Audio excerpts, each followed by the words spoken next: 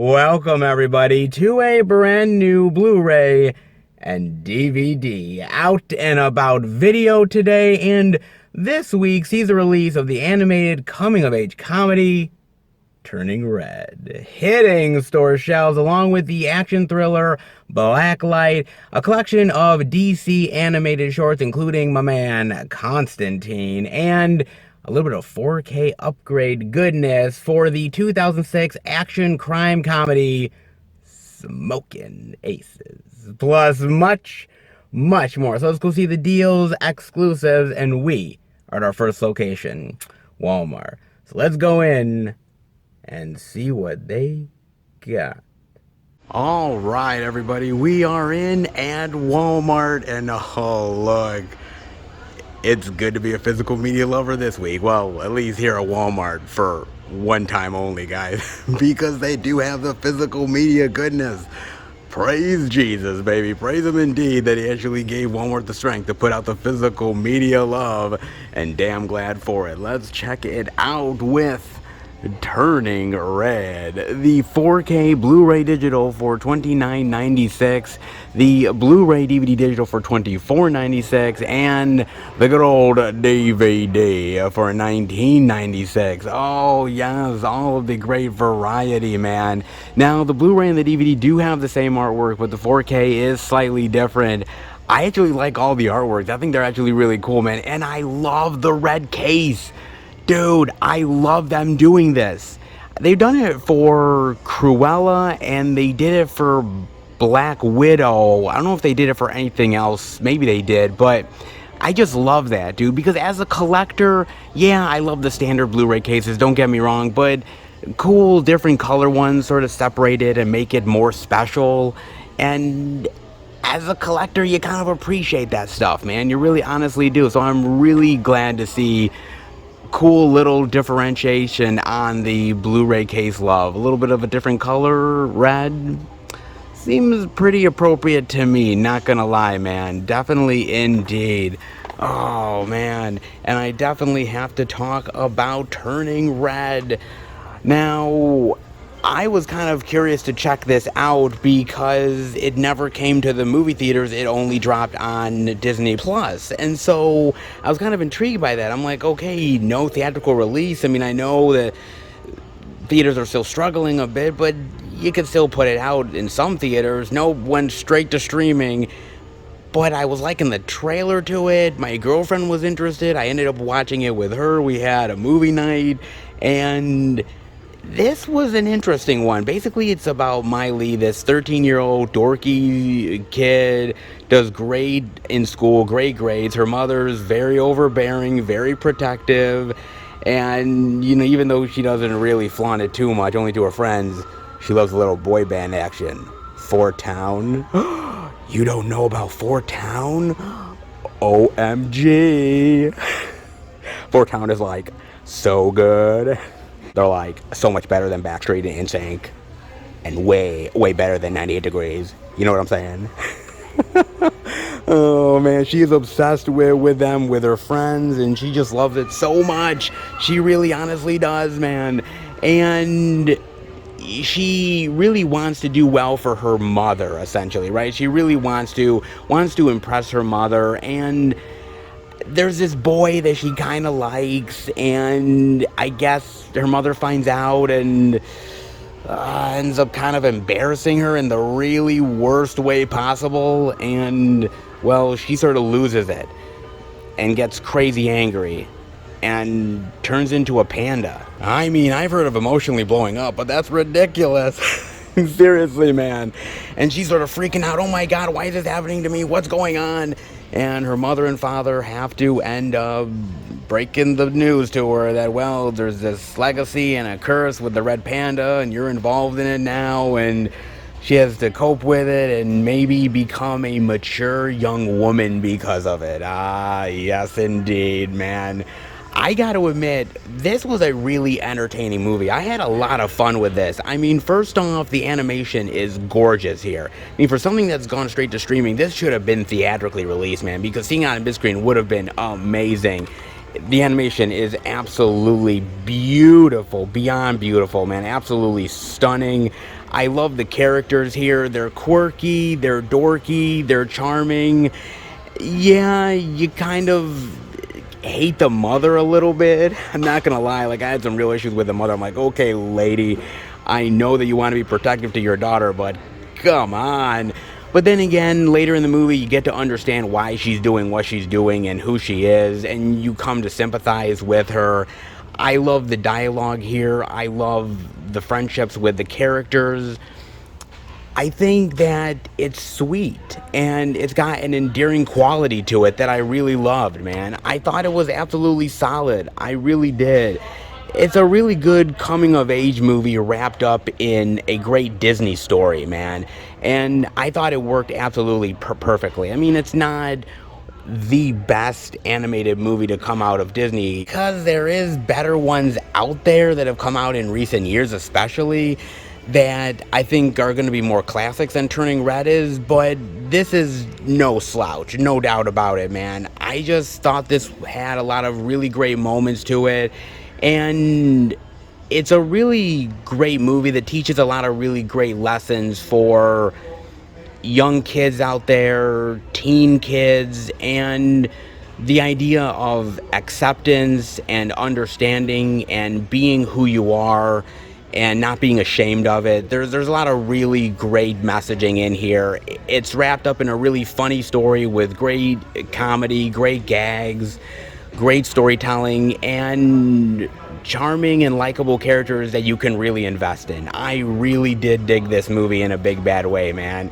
I never thought that I'd like a movie just where this teenage dorky chick turns into a panda, but honestly, it's Disney, man. Anything is possible, and honestly, they've proved me wrong many times before, and they do it yet again.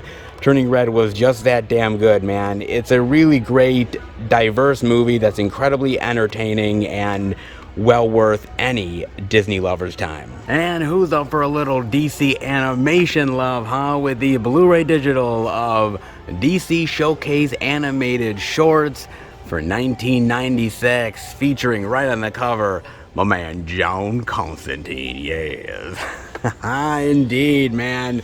Oh, baby. So, as you know, guys, I've been watching a lot of these recent DC animated movies, and damn, have I been loving them. DC has been hitting it out of the park with these.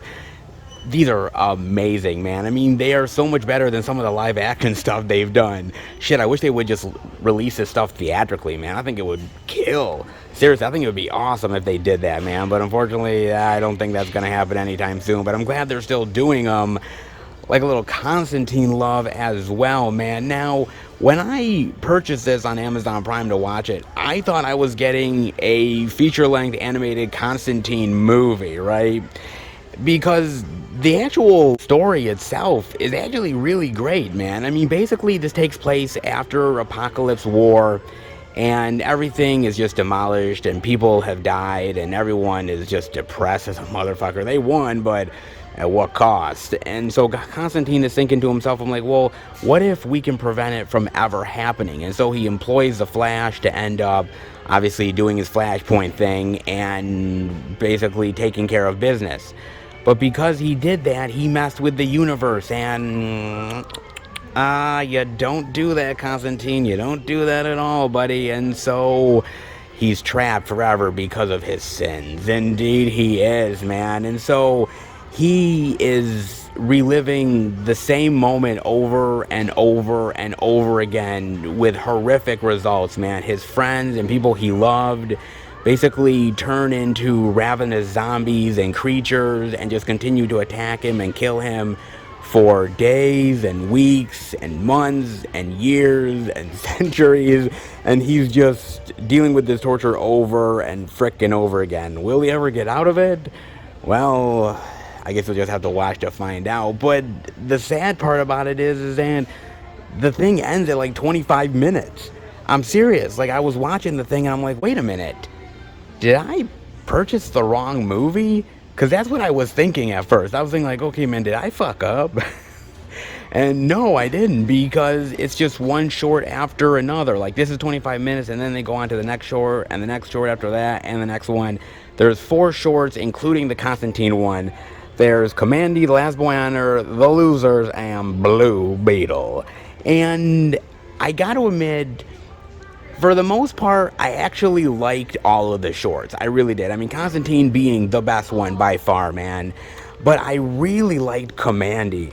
I don't think I've actually ever heard of Commandy, to be honest with you. I don't think I have. I mean, I used to be back in the day a very avid comic book reader, but Commandy I might have missed. But I thought it was really cool, like this desolate, destructive world, and like they're finding the chosen one. I thought that was so cool, actually. I really enjoyed that. The animation and everything. These weird creatures, like this ape hybrid that looks at Commandy is like, "You're a man freak." I'm like, dude, look at your ass, bro. What the hell, man? I thought it was really clever, and actually the ending to it I did not see coming. I thought that was really unique and interesting, and I would love to see a sequel to that story, man. I'm like, wow, I did not see that twist coming. That was really awesome, dude. I really also loved Blue Beetle, man. That's another one. I know of Blue Beetle, but I never really read the comics and never really got into the character. But that animated short was so fun and very cheeky and humorous. I loved it. I thought it was really incredibly hilarious, man. I just love taking the superhero vibe and poking fun at it, and I thought Blue Beetle did a really solid job at that. I really did, man. And it's got some really weird moments of comedy, but ones that I just busted a gut at laughing. I mean, there's one where Blue Beetle and this guy are trying to solve this mystery, and they find this bottle of cola, and the other guy is like, yes, they banned this cola because it had toxic chemicals in it. And Blue Beetle's like, is that bad? I mean, I could still have kids, right? And the other dude is like, well, that's a question for your urologist. I was like, what the fuck? I just thought it was so cool, man. This is great. It's just so much fun, man. And I love just poking fun at the whole superhero thing with the identity stuff. It was great, actually. It was really cool. It just makes me actually want to get into more Blue Beetle. It was really solid, man. I had an entertaining time with that short. The only one that I didn't really outright love was The Losers. They're on this sort of island, and there's these dinosaur creatures and everything. Yeah, that's alright. I was never really a fan of The Losers anyways, as the live-action movie or even the comic book stuff, so that was my least favorite, but it was still okay for what it was. I mean, I kind of wish that each of these were longer animated movies. Like, they're great as short animated flicks, and I really appreciate that, but I really wanted a whole Constantine story. I wanted a whole Commandy story. I wanted a whole Blue Beetle one, man. And I guess maybe that's the point of these, is to really gauge interest and to really whet your appetite as a fan to maybe do more of them in the future, which I definitely would be down for. I like the animated shorts. I just like a full-length story that you can really dive into, man. And you do kind of feel a little shortchanged with these, just as you're really getting into the story and getting into the vibes and the characters and the situations. Suddenly it just stops, and you're like, okay, now I have to reinvest myself in another thing. Kind of sucks, but just enough to keep you satisfied and keep you engaged and wanting more.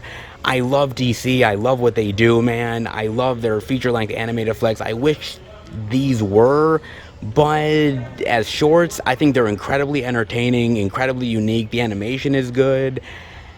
Dude, it succeeded, but I just wanted more. But I guess that's only a good thing, right? Yeah, I suppose it is, man. It's a well-worthy DC trip. If you love the animated shorts, this one is definitely worth grabbing, man. I mean, any DC animated is good DC animated, and this one definitely fits the bill. I have a certain set of skills, and they will be used over and over and over and over again in Blacklight. The Blu-ray DVD digital for $22.96, a DVD for $17.96.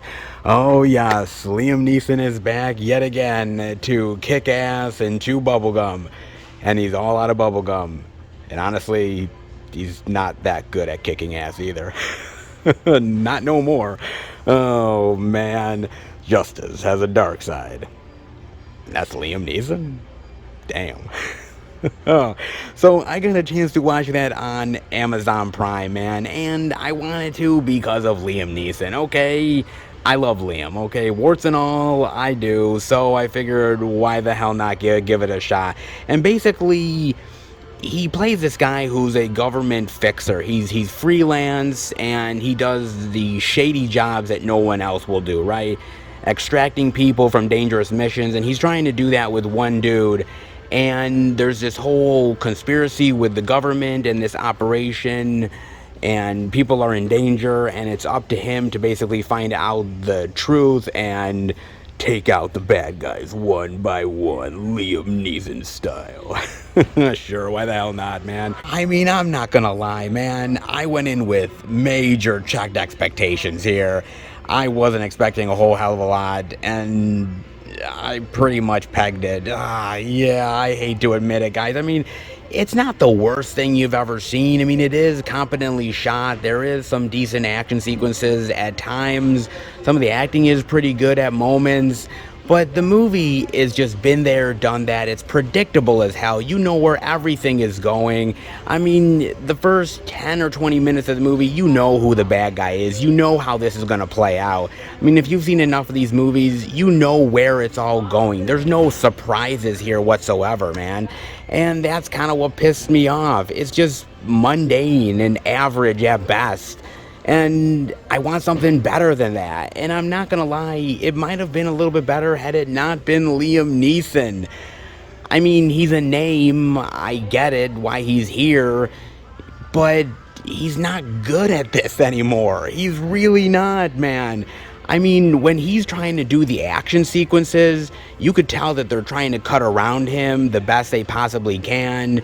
They're doing a punch and then they're doing a quick cut to somebody else, and then he's doing another punch and then another quick cut, and they're trying to like pretend like he's really fast at doing this. But I'm like, dude, man, he's like fast as in like an 80-year-old walking down the street fast. Okay, it just ain't happening, dude. Okay, and I'm like, oh man, this is just embarrassing for Liam Neeson. I mean, he's fighting this one guy, right? So this guy in the film early on, he's beating up cops, he's agile as hell, he's doing like parkour moves and shit, and you're like, okay, he's fighting Liam Neeson, man, this is gonna be quick, right? And Liam Neeson is like, you know, doing like quick shots to the face and the ribs and everything, and he's like taking him down, and you're like, are you fucking kidding me? Seriously? I mean, I know Liam Neeson has a set of skills, but that's fucking ridiculous, dude. I mean, come on, man. You just don't buy it. You just don't buy him as a badass, taking these guys down and being clever like that. You just honestly don't, and it takes away from the movie. I mean, it's nice to see Aidan Quinn here as, you know, this CIA director, which is cool because I love Aidan Quinn. It's been so long since I've seen him in a movie, man, so that's kind of fun, but outside of that, been there, done that, and you've seen better, and it just fucking sucks, dude. I just wish it was a better movie, but it's just average at best, and Liam Neeson, honestly, has done a hell of a lot better. It's a damn shame, but he just can't do it like he used to, man, and I'm just being real. And this movie kind of suffers because of it. I mean, the movie would be average and mundane anyways, but with Liam Neeson, even more so, man. God damn, dude. That's a sad state of affairs. That is just okay time waster, but honestly, you could find something a hell of a lot more entertaining and a lot more thrilling than this thing.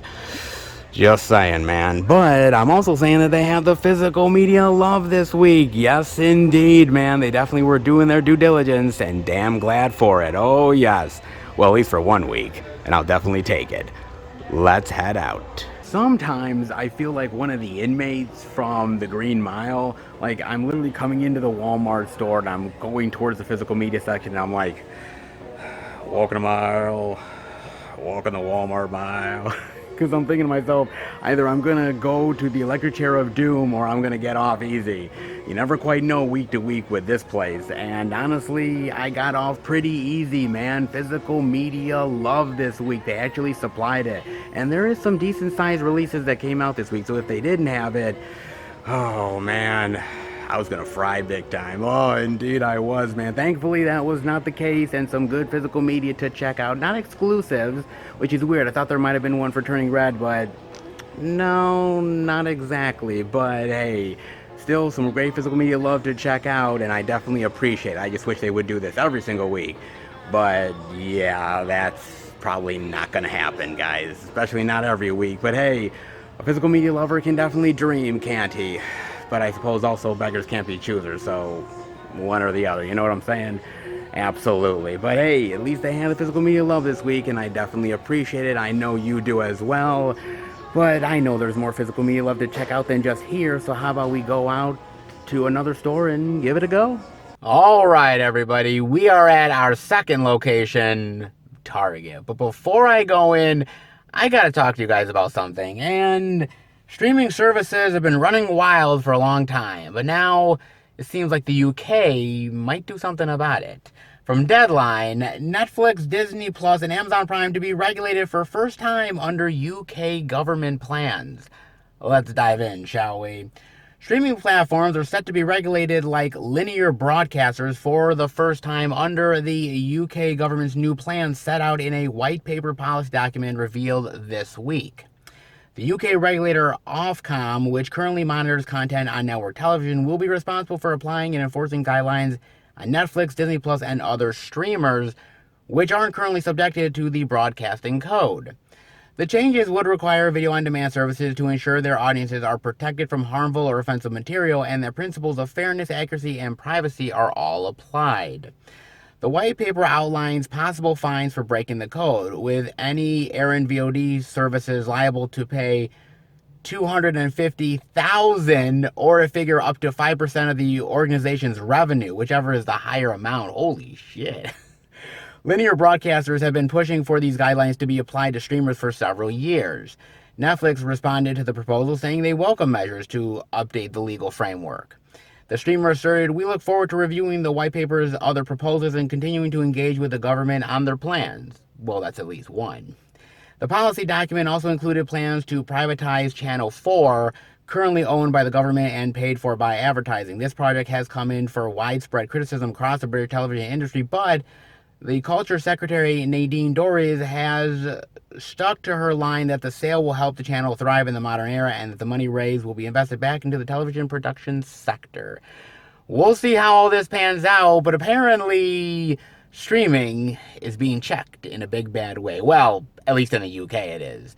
And I kind of think this is both a good and bad thing, right? On one hand, I think it's really good because, look, a lot of streamers, they aren't really monitored as much as they should be, right? Technically, if you really think about it, they're monitoring themselves in a lot of ways. And yeah, you have parental controls, and yeah, you have certain content that, you know, kids shouldn't watch, and we try to do our best to shield that, but neither Netflix or Hulu or Amazon Prime, they don't exactly do the best job in actually doing that, in all honesty. So this gives at least the government a chance to say, hey man, regulate your stuff better, be better at protecting kids and people who, you know, don't want to see this content, or more access to those who do, vice versa. Try to actually be better at what you're doing. And if we can help you with that and give you a stronger reason to do it, why the hell not try, right? Okay. On the other hand, there is a little bit of a warning sign here. Should the government be involved in regulating streaming content? Because if you think about cable, yes, the government does have a little bit of say in cable entertainment, obviously, but there's a lot that do get through the censors, and over time, a lot more content has been more bold than it used to be. And I kind of feel like streamers go that extra mile, right? Whatever cable really can't do, streamers figure, why the hell not? And if you want more of that content, you're going to go for it. And I can't quite say I blame you. I mean, to be honest here, I think that's what makes some of the streaming unique, right? Is that certain things on Netflix you can't find on cable. Certain things on Hulu you're not going to be able to find on a regular channel just flipping through if you have like Spectrum or some shit like that, right? And that's why the variety is much more plentiful than what it is on cable, and that's why in some ways it's a all-in-one non-stop shop for whatever you're looking for. If you want more adult content, it's out there. If you want more children's content, it's out there. There's a vast smorgasbord of content to basically open your eyes to. And for a government to start to control that and to start to put their nose into it, that is also a little bit bothersome, because how is this all going to pan out? Are they going to look at certain things that they do, certain TV shows and movies, and say, well, this content is not right for this content is not right for that, and we're telling you to either take this down or change it, etc., due to certain policies? Okay, fine, but that hinders creativity, that hinders writers, that hinders the artistic quality of it. We get into very tricky territories here, right? And I understand regulating it. I understand, because these streamers, technically, streaming is still in the wild, wild west phase of it all, if you really think about it. If you remember back in the day with the World Wide Web, the whole thing with AOL and how like chat rooms were not regulated and how there was so much really bad stuff that was out there and scams and everything, and eventually shit got under control. But for a long while there, man, that was some crazy wild shit, man. The first time really going on AOL or the internet and just chatting with so many random people and finding content that was just open and out there for everybody. It was wild, dude. And I kind of feel like streaming is the same way. Not that streaming goes to like great, crazy, wild places that obviously AOL did back in the day, but maybe ever so occasionally they do need to be reminded and check that, they do need to have certain standards that have to be kept up with. On the other hand, you want artists to be free and the quality and have a certain amount of freedom that you can play around a little bit more. It's a give and take. I don't mind certain regulation, but it's got to be done in a way that's not going to hinder the service either. I think there's a balance here. I think maybe they will get it right eventually, but it's going to take time in order to do that. And how far will they take it? How far will the streamers take it? How will the perfect balance be? I guess we'll know in time, but it is kind of fascinating. Eventually this was going to happen, and I'm curious to see where it all ends up at the end of the day. Definitely let me know what you think about that, guys. Like I said, governments can do good for the people, can make things better. Then again, sometimes not so much. So I take a wait and see approach. But let me know what you guys think. But in the meantime, well, there is physical media love out there. Walmart proved it. So what about Target? Well, the only way to check and see is actually go in and find out. So actually, why am I still in the car? How about I go in and see what they got? All right, everybody. We are in at Target, and man, do we got that physical media love, as always. Guaranteed, baby. No doubt about that. Let's dive into it with a little bit of Turning Red love. The DVD for $19.99, the Blu-ray DVD digital for $24.99, all that ever reliable 4K goodness Blu-ray digital for $29.99, and a little bit of Target exclusive. Oh, indeed we do. 4K Blu-ray digital art edition exclusive original design. $34.99. Actually, I kind of like this artwork. This is really great artwork, man. I kind of dig it. With like the red panda and her in the front. Big old smiles. I dig that. Look at that. And limited edition decals too. Actually, that's really sweet, man. I really like that a lot. That's a really great art design, man. Not bad. I kind of wish it was just a regular slipcover, but damn, it does look cool. Not bad, man. Nice art indeed. Target killing it with the additions as of late. Not bad at all, man. Now, one of the reasons why I wanted to watch this is because of its controversy. Yeah, you did know that there was controversy with this movie, right? A Disney Pixar movie? Yeah, there actually is. Well, it's kind of dumb, but honestly, some of the controversies nowadays are anyways. Basically, a lot of parents got upset because the character here of Miley, she's lusting after this boy, right? And parents are like, oh my god, it's a Disney Pixar movie. She's lusting after somebody. And not only that, but also, to be honest with you, because she's freaking out, her mother thinks that she's going through her period, and so she gets her some maxi pads. And parents were like going livid. They were like, oh my god, in a Disney movie?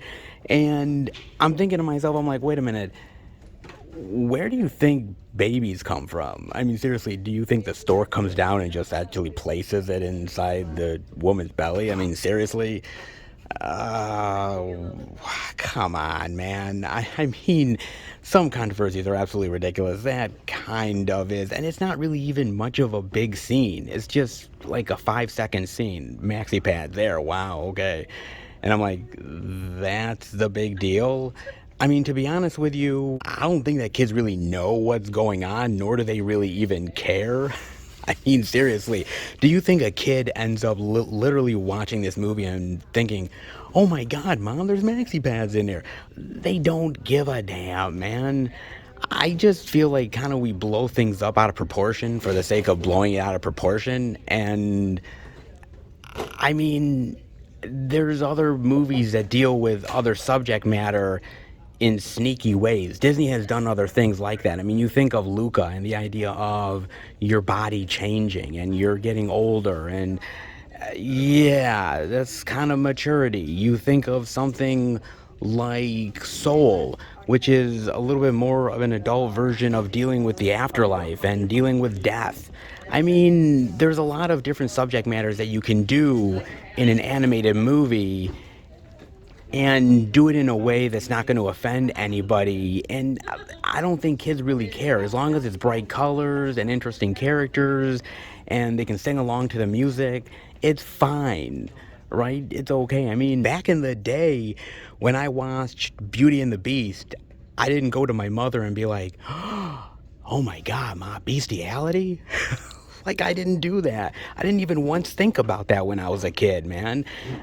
I think parents sort of really blow it out of proportion in a big bad way, man. And what's wrong with putting some of that stuff in an animated movie anyways?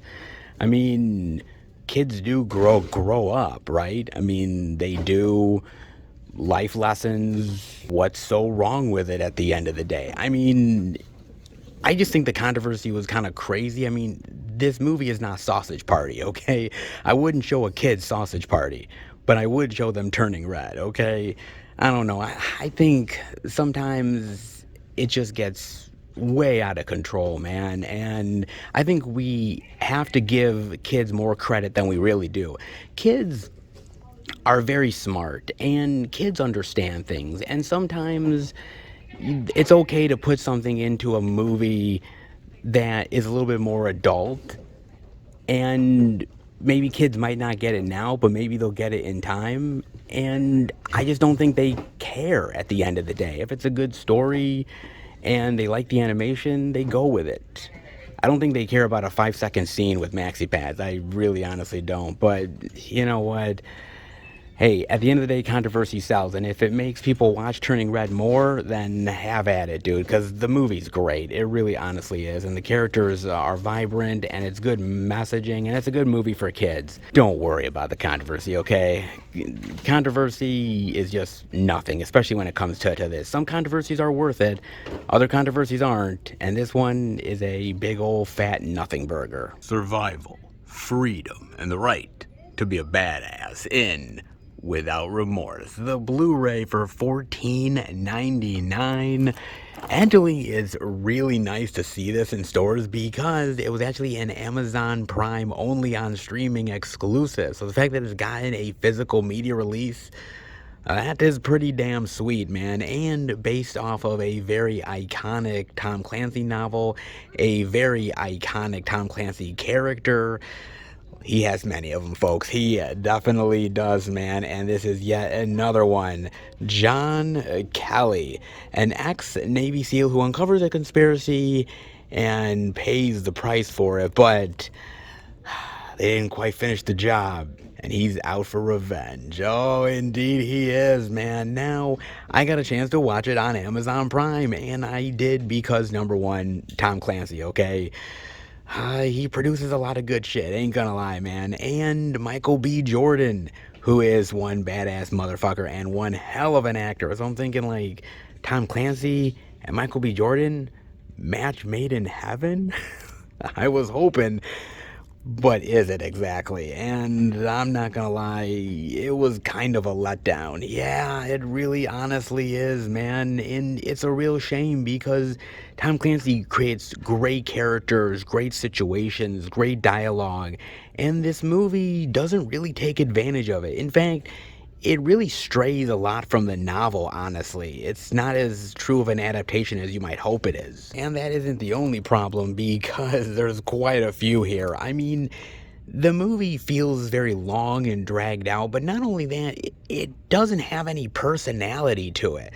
Like, Michael B. Jordan is a great actor, but he's not given anything to really make you care for the character or feel invested in it. Yeah, he has this pregnant wife, and you get to see maybe 5 minutes of them together total, and that's it.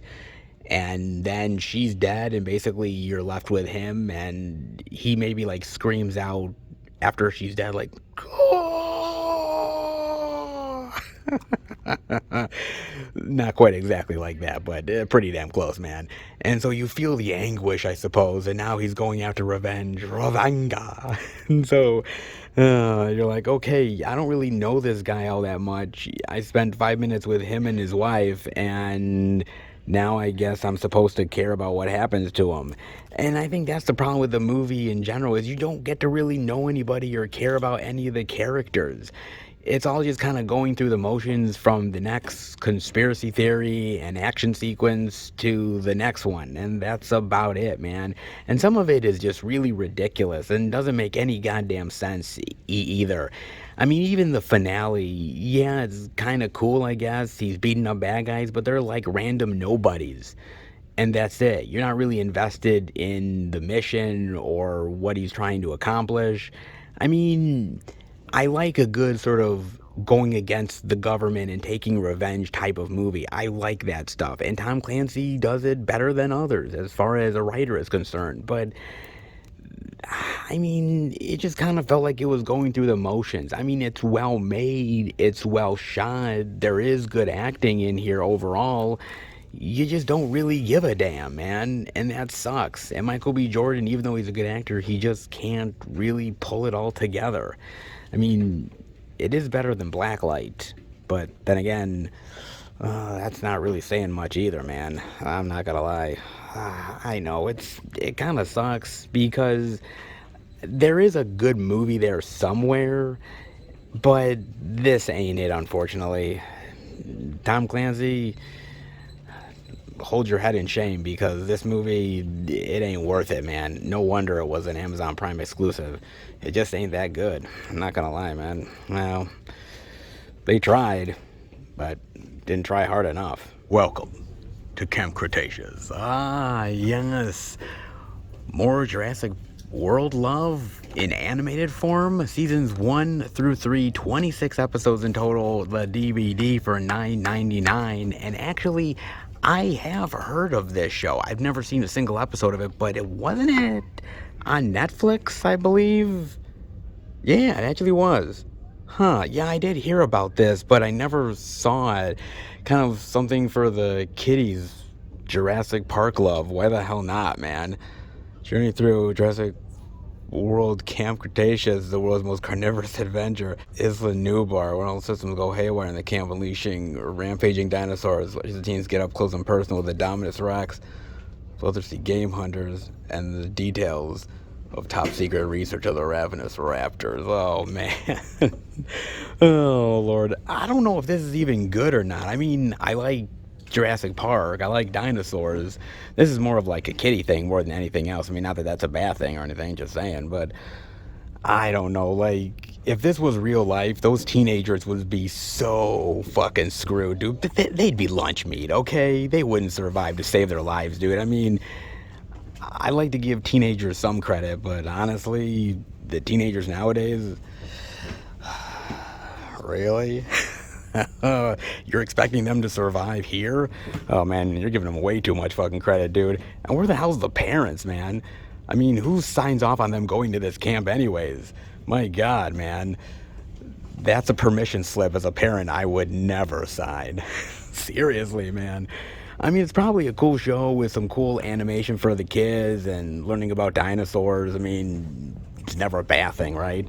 It's probably fun and harmless, all things considered, but honestly, until they see the guy in the bathroom stall in Jurassic Park get eaten by the T-Rex, yeah, they ain't seen anything yet, put it that way, man. They'll upgrade that eventually, you know, get to that age where they can deal with that. Until then, I guess they're just gonna have to deal with cutesy teenagers dealing with cutesy dinosaurs and having a happy ending. Sure. That's realistic. Now that is one Dangerous Tailor in the outfit. The Blu-ray digital for $22.99. I knew this was coming out this week, but I actually didn't get a chance to watch it. I know, bummer, right? It does have a lot of great actors, though. Mark Rylance, Zoe Deutsch, Dylan O'Brien. I like the cover, too. Very mobster-esque. A gripping and masterful thriller in which an expert tailor must outwit a dangerous group of mobsters in order to survive a fateful night. Okay. That actually doesn't sound half bad, man. Like a cool little gangster flick. I enjoy those type of ones. Not bad, actually. It looks kind of actually intriguing and probably extremely thrilling and suspenseful. Not half bad, honestly. I love Mark Rylance. He's such a phenomenal actor, man. And Dylan O'Brien's really good, too. This might be one definitely worth watching. The outfit. Actually, that ain't half bad, man. Great clothing, great back in the day with, like, you know, the Tommy guns and the old school mobster mentality. Oh, I miss those old school days with those type of movies, man. I mean, they do those type of movies now, but not as good as they used to, man. I love all that stuff. I mean, even like an old school movie back in the day, like Hoodlum with Lawrence Fishburne, so good. Yeah, man, I miss those days of those good old movies, man. Damn. Does look pretty decent, actually. Might be one to get me back in the mobster mentality. And who doesn't love little DC love, right? Absolutely. With more of that DC Showcase animated short goodness for $24.99. Well, I have to admit that DC has a really great stable of heroes. They really honestly do, man. And honestly, some are more utilized than others. I mean, obviously, we use Superman like a motherfucker, man. I mean, Batman ad nauseum. Wonder Woman, Aquaman is starting to be used more. Supergirl has gotten her due a time or two. The Flash. But there's a lot of heroes that don't really get the spotlight as much as they should. And watching some of these shorts, I'm kind of jonesing for more of them. Like, I watched the Blue Beetle one and I'm like, dude, this is really cool. Blue Beetle is a really cool character. Why haven't they done more with it? And I think because it's hard to probably make that character work in live action without being spoofy. You know what I mean? I mean, Shazam worked, but they treaded a line, right? Blue Beetle is almost like parody territory. I would love to see them try it. I mean, it's the same with actually Commandy as well, because I thought that was brilliant and I love the story, and I'm like, dude, he's really cool, and I love the sort of post-apocalyptic setting. I'm like, man, this would make for a really great movie or like TV series or something, even like the Blue Beetle. I'm like, why doesn't they try to do this? And I think what it comes down to is popularity and the money and the idea that they're just not as popular of characters as the more recognizable ones. I mean, they're gonna make more Superman movies, they're gonna make more Superman shows and Batman shows, all that jazz, before they ever make something like Blue Beetle. Honestly, it's just the way the world works and entertainment works, man. What's more popular is what's gonna get people, the butts in the seats. And it's gonna get people to the movie theater or sit down for a show, man. I mean, sometimes you end up striking gold, like Legends of Tomorrow, with those quirky characters, which actually worked quite well. But for the most part, not as easy. I mean, I think we're living in a really great golden age of superheroes, and I think we're starting to see a lot of the more obscure ones start to take a little bit more of a front seat. I mean, Marvel is doing a lot more of that stuff, which I really like. Things like the Eternals. I mean, Guardians of the Galaxy wasn't exactly well known either, but now it's a household property. I mean, things are starting to change, but not completely. And as far as DC is concerned, I don't think it's going to change anytime soon. I mean, I'd love to be proven wrong, but something tells me that's not going to be a reality, which is a goddamn shame, because I think you could do some really cool things with some of these characters if they were to give them a chance. Unfortunately, popularity at the end of the day rules all, and, well, at least we got it in animated form.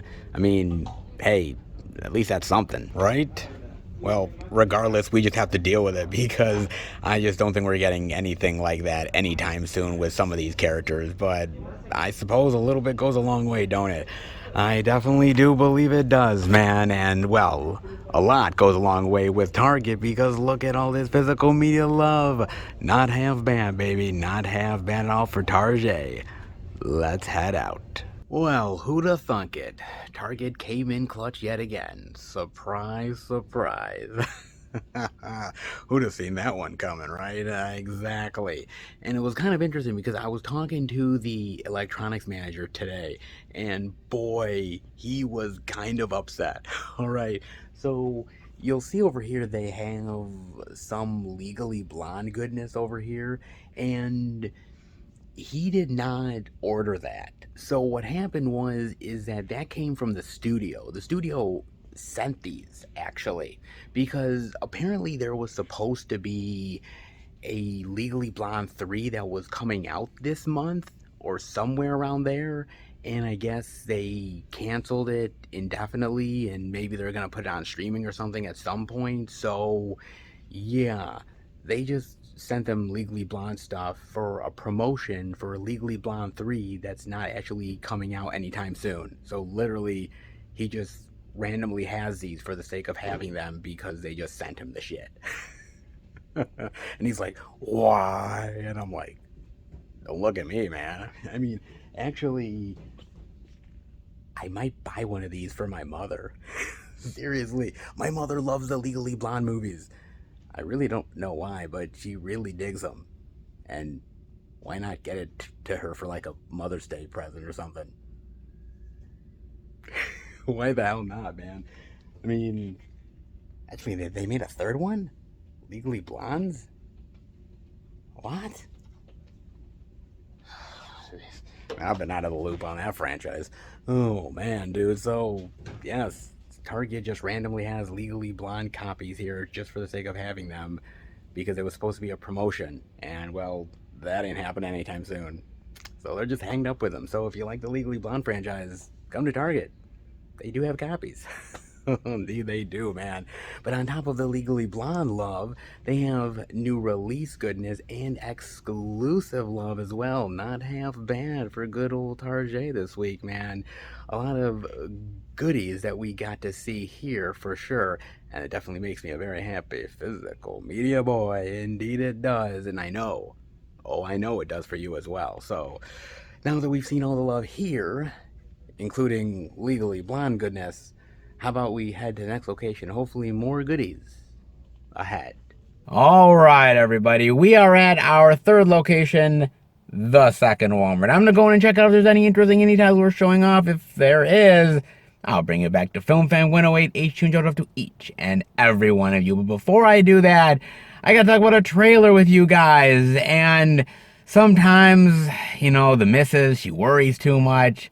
Just got to tell her, don't worry, darling. Oh, don't worry indeed. Even if she's right. Indeed, yes. With Florence Pugh, Harry Styles, Chris Pine, Olivia Wilde, directed, by the way, by Olivia Wilde, and coming out in September. A little bit of paranoia madness? Ah, just might be. Man, this trailer looks very interesting. Basically, from what I gather, it's about this woman who is having this really great life with the man of her dreams, and she loves him and he loves her, and we're in that sort of 50s vibe-ish with like the dresses and the homes and the woman, cooking the meals and cleaning the house and the man going out and working, the whole vibe, right? Yeah, and they're in this community and the men are working on this project, this secret project, and the women are staying at home. And there starts to be a little bit of like, what's actually going on here? Like, what is the actual project? And what are these guys actually doing? And the women are getting paranoid, the men are getting suspicious of the women, and it feels like everything is coming to like an explosive head. And it looks really unique and interesting to me. I mean, it has that sort of like vibrant vibe of like Edward Scissorhands meets the Stepford Wives. Like, I'm serious. Like, this whole time I was watching the trailer, I'm thinking like, dude, I'm getting like major Stepford Wives vibes in like the biggest, baddest way, man. And it just feels like the women are being controlled and the men are the one that are controlling them and breaking free of that oppression. And what is exactly going on? Is it all in her head? Is it actually real? What the fuck is happening here? I have no idea, man. But I think that's honestly part of the fun of it, is trying to figure out the mystery of what's actually happening. And I love the idea, and I've loved this in so many movies, of the idea of the person that you love and care about, the friends that you have, they're not what they seem. That maybe at one point they were genuine people and they've turned against you in some way or form. You don't want to believe that people have bad intentions. You want to believe that everybody has good intentions and they're out to be nice human beings. But that isn't entirely the case. And movies like this really put a spotlight on that in a really great sort of paranoia style way, man. It feels even a little bit like Hitchcock, too. I like Olivia Wilde as a director, man. I think she's been pretty solid with a couple of projects that she's done. I've liked what she's did before.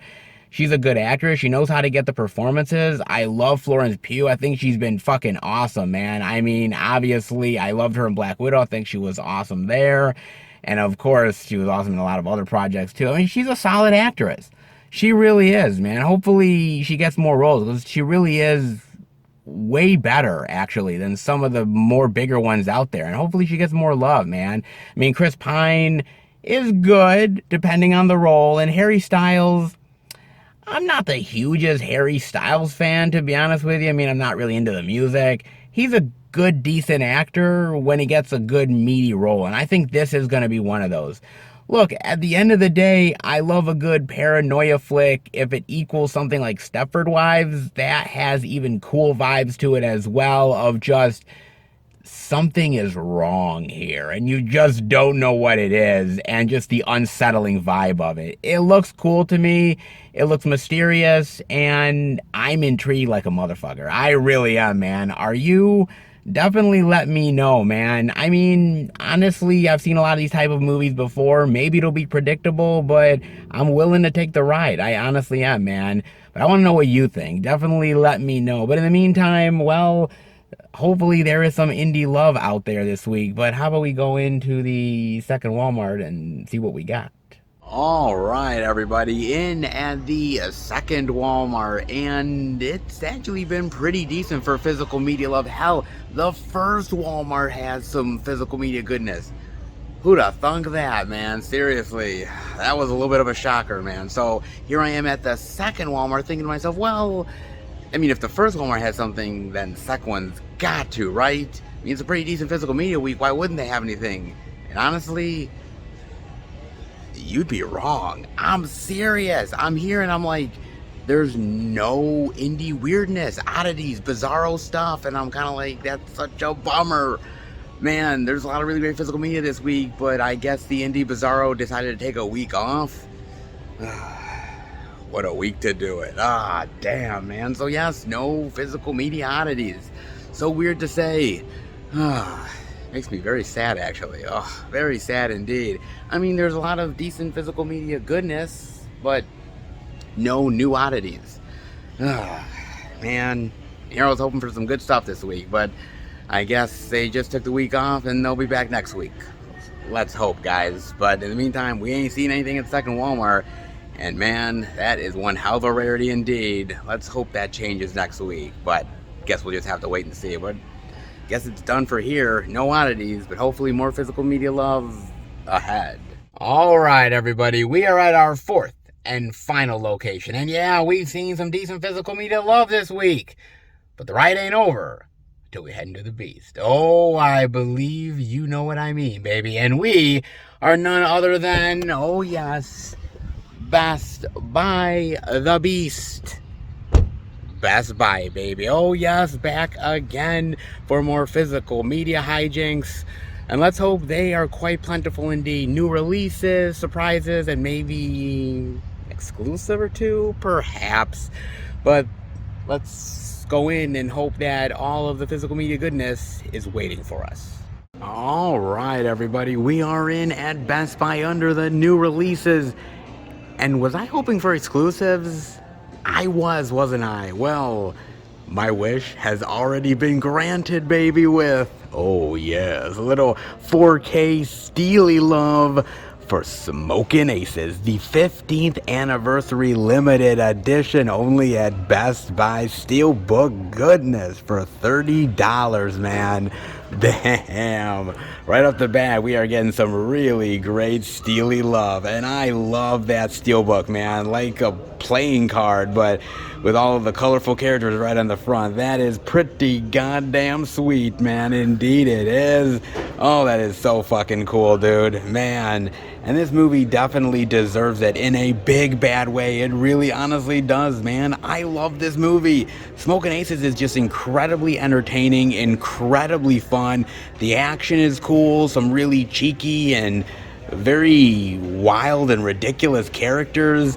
Man, this thing was a blast to watch in the theaters a long time ago, and honestly, it still is to this day. I think it's actually held up pretty well. And the rogues gallery of actors that is in this damn thing, that blows my mind. I mean, Ray Liotta, Andy Garcia, Ben Affleck, Jason Bateman, Jeremy Piven, Ryan Reynolds. I mean, I could go on and on and on. Damn, man. I mean, they got so many great fucking people in this thing, and they all play eclectic characters, and they're all memorable in their own unique way. It's really good. Damn, it definitely deserves a Steelbook love, no doubt about it. Now, Smokin' Aces 2, not so much. It ain't that good, guys. But the first one is Aces. That is for damn sure. And directed by Joe Carnahan. And I love Joe Carnahan, man. I mean, I love the A-Team, dude. I think the A-Team is really fucking solid, man. And he's done a lot of really great flicks, like The Grey. Oh, The Grey's fucking amazing, dude. He's a great director. He doesn't get as many chances as he should, because he really is fucking phenomenal, man. But when he is on fire and doing action and just really the great dialogue and the characters, dude, he is banging it out. And Smokin' Aces is one of his best efforts. It truly, honestly is. Some great features, deleted scenes, commentary, extended scenes, featurettes, you name it, man. If you have not checked into Smokin' Aces, please do it. It is so fucking good. Man, it is so infectiously entertaining. It truly is, man. If you like a good shoot-'em-up action flick, there's a lot of really great ones out there, but not many like Smokin' Aces. Man, it is just that damn good. And the Steelbook love is sweet, baby. Very, very sweet indeed.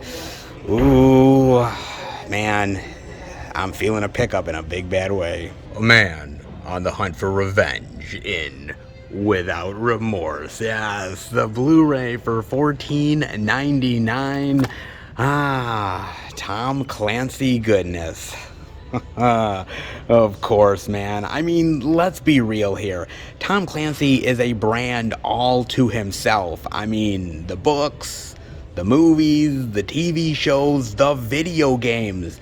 I mean, my God, man, he has created a whole franchise for himself, and deservedly so. He's made some really great, unique, and impressionable characters. He has made some really wonderful books that have been translated to some amazing mediums. I mean, he is probably one of the most successful authors out there, and there's a reason why. He definitely knows his shit. That is for damn sure, man. And there's a lot of Tom Clancy goodness out there. I mean, yes, you have the Jack Ryan stuff, obviously. Hunt for Red October, Sum of All Fears, Patriot Games, Clear and Present Danger, you name it. All of that good stuff, which is really, really fantastic as well. And the TV show stuff like the Jack Ryan stuff is really cool too, man. I mean, John Krasinski is killing it in that role. He's really fucking good, man. But let's not forget the video games as well, like Rainbow Six.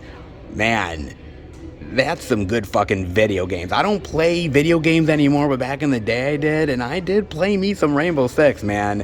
I think a lot of us did. It was just that damn good. It really is, man. I mean, he has created some amazing kick-ass content out there that has stood the test of time. One of my favorites, though, is actually a TV movie called Net Force. Do you remember that one? I think it's from like 1999 or something, with Scott Bakula and Judge Reinhold. Seriously, dude. It's kind of unknown. Not many people know about it, but I really dig it, actually. Scott Bakula plays like the head of like this computer crime unit, and they're stopping this villain from infiltrating the system. Dude, it's so cool, man. I really dig that one. I thought it was actually kind of unique. I appreciate it. Maybe not perfect, but I kind of dug it, man. But Tom Clancy has done some amazing work, man. Unfortunately, Without Remorse is just not one of them. I'm sorry, it just really isn't. I mean, it has all the recipe for perfect success. A hero who's looking out for revenge, obviously the action, government conspiracies, who to trust, who not to trust, Michael B. Jordan looking all buff and badass. I mean, there's a lot there that is just a full-on recipe for complete and utter success, but it just fails because there's just not any type of personality, and the characters are just dull and mundane, and it just doesn't really work. It's a shame because it could have been so interesting. It could have been a springboard for so many movies and so much opportunity for Michael B. Jordan, and it's just not there. It's a shame. Tom Clancy's a great writer, and he can write action really well. He can write a lot of really wonderful scenes and really intriguing moments, but if it's not translated well on the screen, then it doesn't matter how good the writing is, it's still gonna fail, and this is honestly one of them. Damn shame, though. Not saying I'm giving up on Tom Clancy anytime soon, because the Jack Ryan stuff is really fucking awesome. Well, minus that Chris Pine movie, but ain't no one remembering that shit. But, I mean, this one just kind of is a lesser attempt, and that's a shame. Tom Clancy is great, but even some Tom Clancy properties don't always fare that well, and Without Remorse is one of them. It's a movie that's been trying to get made for a really long time, and this is the result. Damn shame, man. I mean, you do get some special features, some making of stuff, which is kind of cool, and they do tease a sequel of like, well, I'm gonna have a secret unit helping me called Rainbow. Yeah, of course. They set up for the sequel, but we know that shit ain't happening. We do, because, yeah, it wasn't that well received. Cool that it's on physical media, but honestly, yeah, kind of a dud, to be honest with you. Better luck next time for Tom Clancy, and I know he'll do better. It's definitely not an indicator, more of just a passing phase, put it that way, man. Damn shame indeed, man. But hey, physical media love, new release physical media love, and that ain't half bad so far, man. But what is ahead? More physical media is ahead. Seriously, what else do you think I was gonna show? On the other side of the new release goodness with a little bit of Turning Red. The Blu-ray DVD digital for $24.99, the 4K Blu-ray digital for $29.99, And oh, yet more exclusive love with the 4K Blu-ray digital only at Best Buy limited edition collectible Steelbook for $34.99. Damn, is it my lucky day of the bees. I'm not gonna lie, man. I was not expecting to see this here, but this is so great. I love that with the face like, yeah. That's awesome. Oh, that's fantastic. And on the inside, oh, that's great. Oh, that's cool on the inside as well. That's awesome, man. This is a really cool steelbook. I really love that, man. Actually, I kind of like all the artwork. I think they actually did a really good job with all the artwork. It's actually pretty cool. I dig it all. I mean, anyone you pick up, I don't think you're going wrong, man. But who doesn't love a little bit of steelbook goodness, though, huh? Ah, nice. Sweet. Very, very tasty indeed, man. Not half bad, baby. Now, I talked to you guys earlier about the fact that Disney put this completely on their streaming site. They never even gave it a chance in the movie theaters, and I think that's a goddamn shame. And I guess maybe if you want to blame it on the coronavirus, I guess you could, but I think that's a bullshit excuse at this point. I mean, a year ago, I would probably be able to accept that, but now I can't. You look at something like Spider-Man No Way Home, which made a boatload of money. Obviously, you look at something like The Eternals, Scream. I mean, movie theaters are open now. You can put the content out there into the movie theaters. And yes, obviously, there's safety protocols, but people are going to the movie theaters more now. Things are getting back to a certain type of normal. Coronavirus shouldn't be an excuse anymore, and technically I don't even think it is in this case.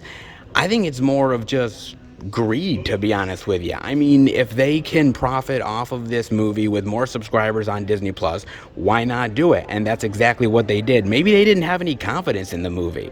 That could be another thing. But after watching the film and really loving it, and the comedy and the great heartwarming messages and the characters, it's really fantastic. I just don't understand why they didn't have any faith in this thing. I really don't, man. And honestly, a lot of the decisions that Disney is doing nowadays really doesn't make any point to me. I mean, I just can't fully figure it out. It was interesting because I was talking to the Target Electronics manager about Lightyear that's coming up for Pixar, and how it's technically part of the Toy Story world, and we're hoping that it's a really good movie, but we also have our fears as well. And he was saying, well, I think they just didn't want to do an astronaut going into space and, you know, just a random movie about, you know, taking on aliens or something. And I'm like, why?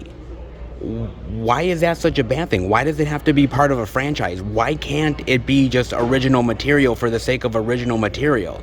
I think they've been hitting it out of the park as of late. I think things like Encanto and Coco, which has been phenomenal, Ron's Gone Wrong, Raya, Onward. I mean, there is a lot of really fantastic original Disney material that they've come out with in recent years that has been absolutely amazing. I just kind of feel like Disney doesn't have as much faith in their material as they used to, and they're going back to the same old tried and true, well, if it's not a sequel, if it's not a remake, we just don't have as much faith in it. And that's just a goddamn shame, man. It really honestly is. I mean, a movie like Encanto, which is so beautifully well done, and the music is so diverse and wonderful, most people didn't really see that until it hit on physical, and it's a goddamn shame that it just got dumped mostly on a streaming service with little fanfare, and the same thing with Turning Red. I hope that trend eventually changes, because a movie like Turning Red is a really fantastic journey and a really great coming-of-age tale that I think a lot of people can relate to, not only kids and young adults, but old people alike. I really honestly do, man. It's fun, it's entertaining, it's quirky, it's heartwarming, it's charming, and I think it's a really great tale that really does need to be seen, man. You know, I love Disney with all my heart. I really do, man. There's been so many wonderful movies that I've really experienced and I've loved, and has really shaped me into who I am. And I believe a lot of these newer ones have the potential to be classics if they're just given a chance. Easier said than done, but hopefully Turning Red will end up being one that turns into a classic as well, because honestly, it's just that damn good. It really honestly is, man. I mean, you do get audio commentary, deleted scenes, a bunch of featurettes, not half bad, man. Add another one to the recent hits of really great Disney Pixar movies, man. They are hitting it out of the park. Let's just hope they're given more of a chance in the future. Let's hope indeed, man. But a little bit of Steelbook love definitely goes a long way. Not half bad, baby. Pretty damn sweet for Best Buy so far. Exclusive love, new release goodness. Oh, I'm definitely digging it, baby. And let's hope the hits just keep on coming. And indeed they do, baby, with more physical media in the back, like some Arrow goodness. Oh, they got in 12 Monkeys for $24.99. Ah, yes, that 4K goodness. Man, more boutique label love. Don't mind if I do. Oh, yes, baby. Oh, this is sweet to have this. This is awesome, man. And by the way, what a really great fucking movie. I love 12 Monkeys. I am a huge fan of Terry Gilliam. He is one of my favorite directors of all time. I love that guy. He's made some really weird and quirky movies, but incredibly entertaining. And 12 Monkeys is yet another one. Very complicated time travel, but damn, is it dark, weird, and yet fascinating at the same time, man. Bruce Willis is really awesome in this film. And Brad Pitt, dude, Brad Pitt is unhinged in this film. He is so good, man. He is like one crazy motherfucker in this flick, man. Weird as hell, out of his goddamn gourd. But it's so wonderful, man. And it's such a shocker at the end of the movie, the twist that happens. I won't give it away or anything, but you're like, you're like, oh my god. It's like it's just one giant loop and you're like, oh shit. It's really wild. And I love the story of this guy who goes back in time to stop a disease from happening. But is he? Or is this all in his head? Is he just crazy? Or is he really on a special mission? Like, I love that shit, man. And it's so fucking good, dude. If you have never watched 12 Monkeys, please do it. Because it is entertaining as hell. And it's one of Bruce Willis's best flicks, man. It is a really solid film, man. I love this flick so much. Really fantastic time travel element in here. So awesome. And giving it the 4K love with all those special features, not half bad, man. Some time travel, Terry Gilliam weirdness. Oh boy, do I dig it. And speaking of more surprises, holy shit, I was not expecting them to ever get this back in stock, dude. The La La Land Steelbook. Oh man. I remember when this came out and like Best Buy didn't have it at all, and I was so bummed because I'm like, god damn, do I love the movie. And I really wanted to check out the Steelbook. And I'm like, oh, with some of those Best Buy Steelbooks, the problem is that once they go out of stock, they definitely go out of stock. Like, you never see those motherfuckers ever again, man. So the fact that I see it here, dude, that is sweet. Oh, man, I love La La Land. This is great. I saw this in the movie theater with my mother. It was great. My mother was a little confused at the movie, but then again, you know, she's old. Give her a break. But it was really just great. The singing, the dancing, the characters, the love story, everything was spot on.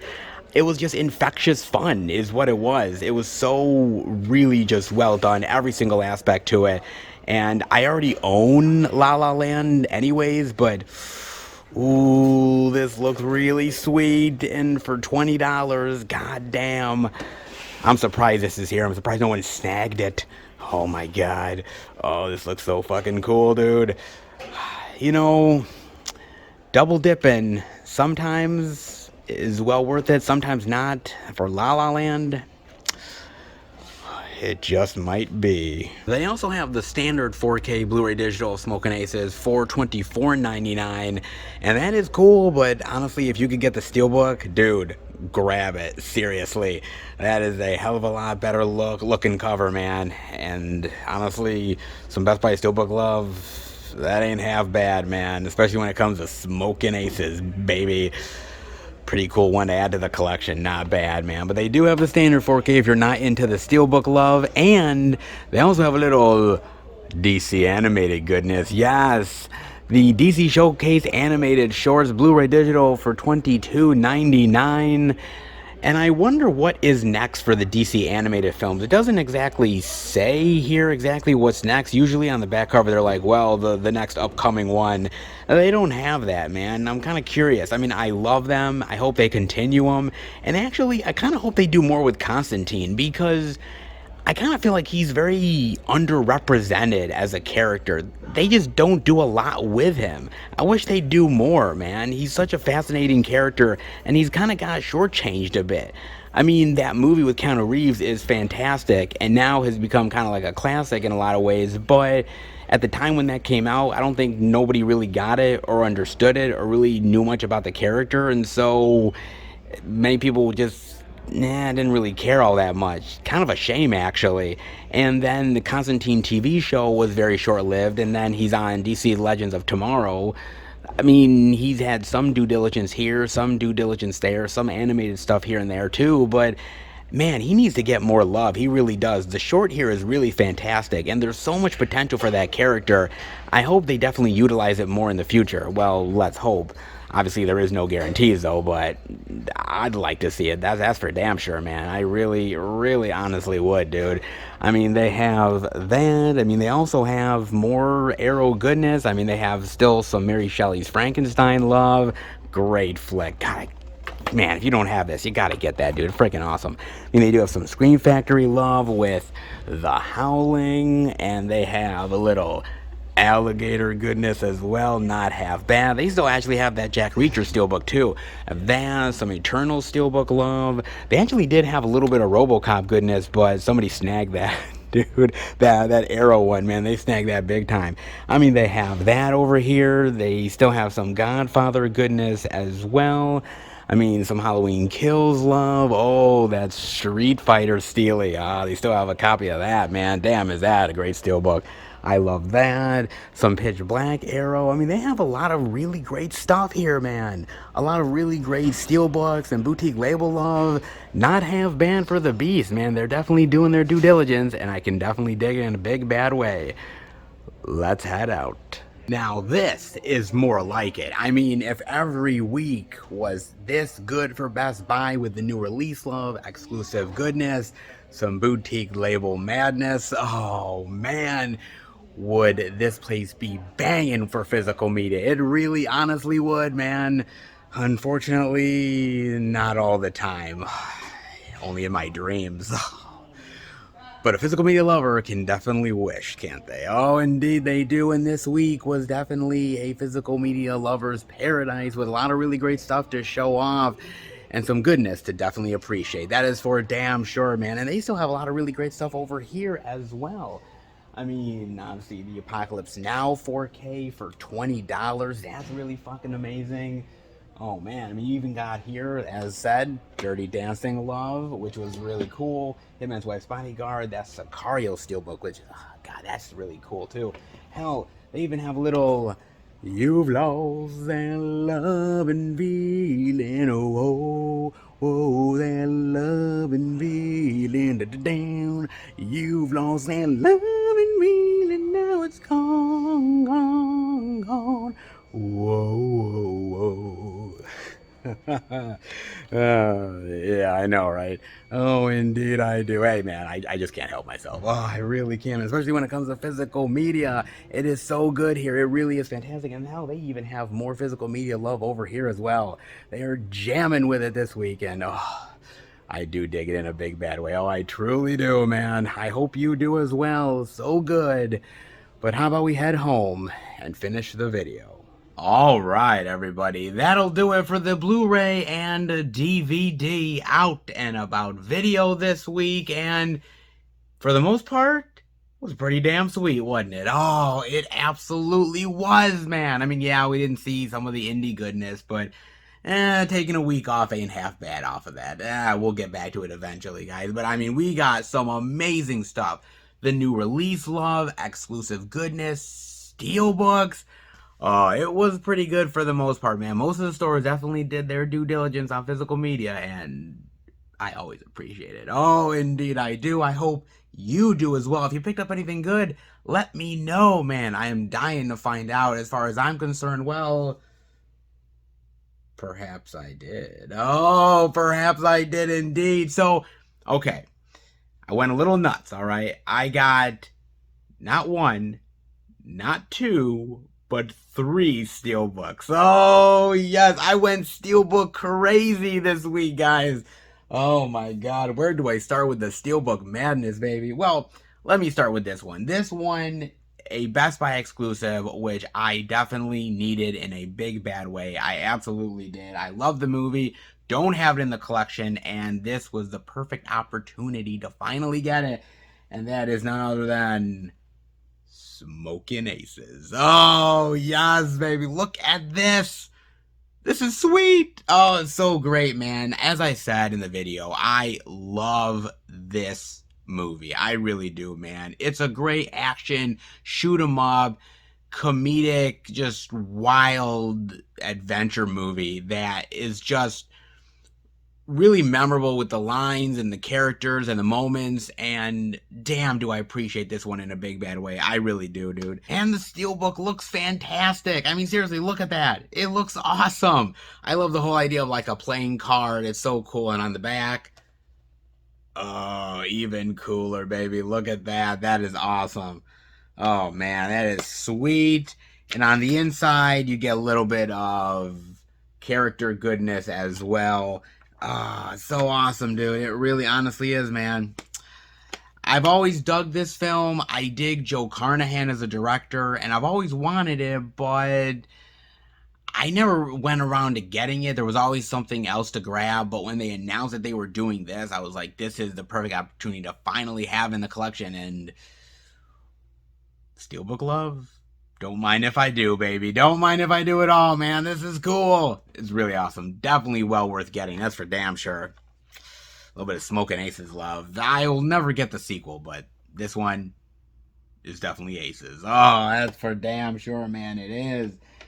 But then, oh, this one. Let me tell you, I was so shocked to see this at the store. I could not believe it.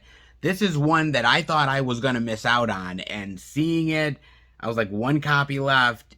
It's going home with me, man. And that is none other than La La Land. Look at that. Oh, it's so good.